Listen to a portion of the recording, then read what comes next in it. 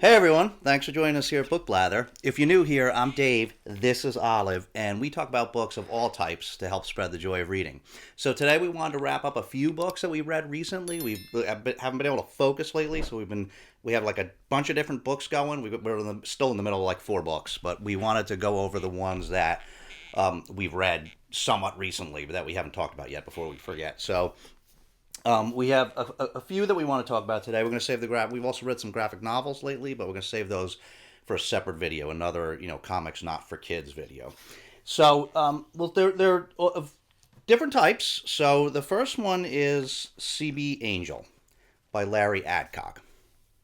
So this was a fun read. This was published in 1977. And you can see there's this little card in here. This is because this is one of those books that's been making the rounds. I think it probably started out as a Garb August read in February for Garb August 2.5. I think. I don't know. But it started with Roy from Roy Reads Anything. And then it went to Ollie from Criminale and MJ from Reading This Life, who sent it to us. So we read it, and now we're going to pass it on to the next mystery reader who's already been determined. But this is a fun book. So not a great book, but it was fun and quick. It's a book about truckers, right? So there's the two main characters are this guy Steve Yancey and his friend Jay Banks, who's Indian, and so they go by the handles Lone Ranger and Tonto. And so they're old friends from Vietnam. They're constantly ragging on each other, but they're really good friends. Like they take a bullet for each other, and so they've continued as friends as truckers. They ride together, and so they are out in, I forget where it was, Winston Salem. Yeah, I don't know, but they have to go across country. Is that where it was, Olive? Do you remember? Anyway, they have to go. They're gonna take a haul across the country from the East Coast back to Denver, and so they get wrapped up in this whole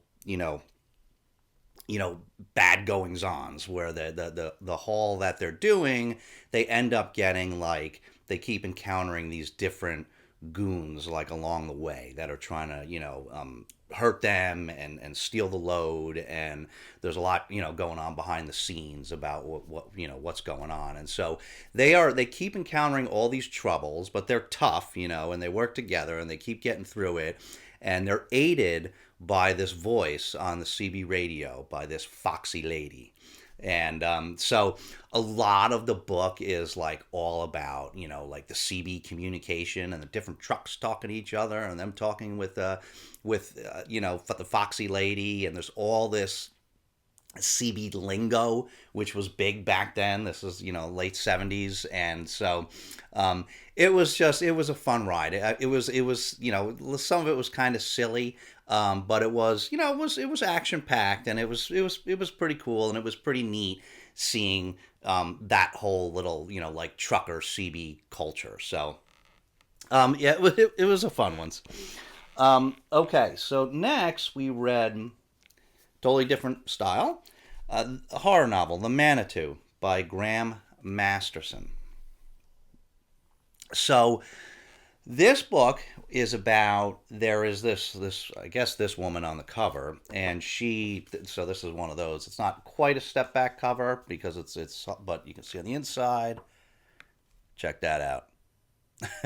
It gives you a little insight into what the story is about. But this, I was very lucky. I found this copy is hard to get, but I found this out in the wild for $1, so I really lucked out with it. This was published in '75, and what this is about is this woman has a tumor on her neck, and she goes in to get examined, and of course this tumor is something else.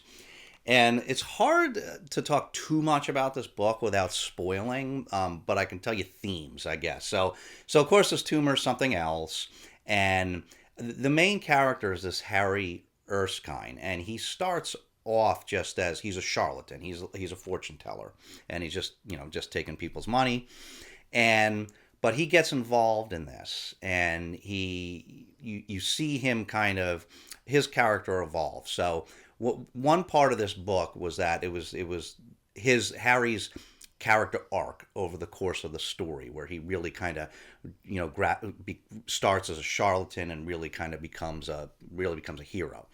And this tumor really sort of, they see it evolve into something else.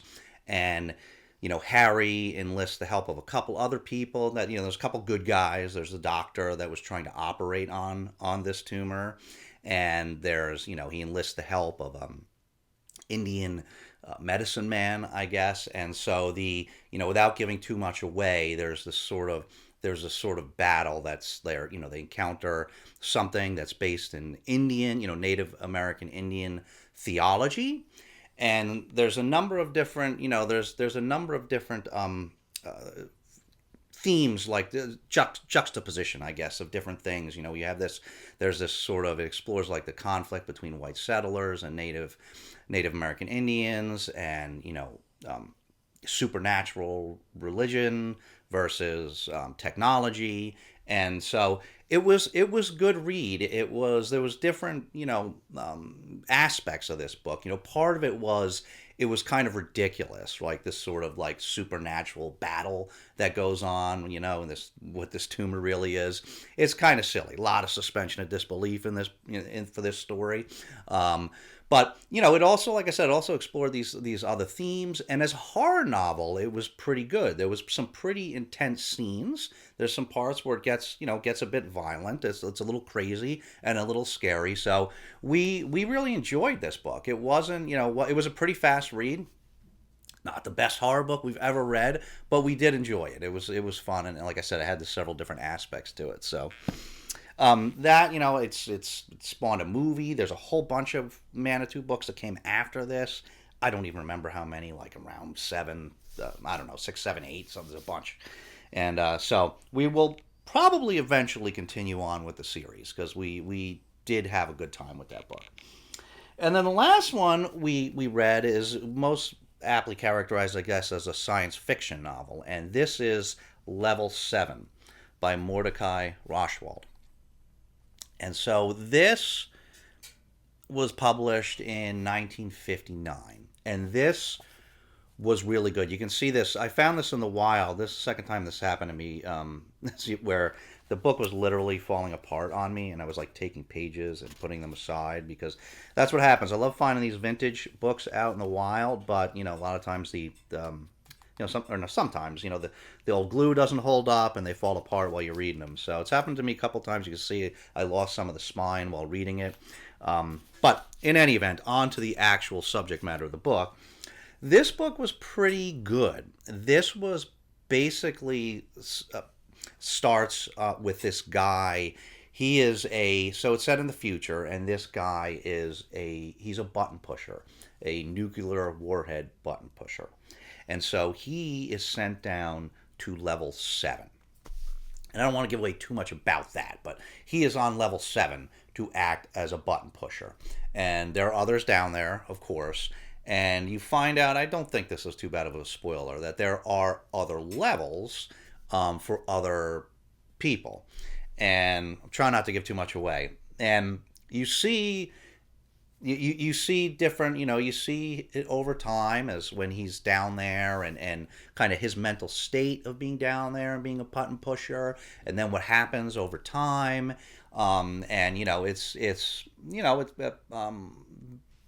kind of moving and sad the way that it ends. And it was very, it was a really good book exploring, both his sort of psychological state and the psychological state of others that he deals with when he's down there, and sort of how the people adapt to this environment and adapt to things that happen.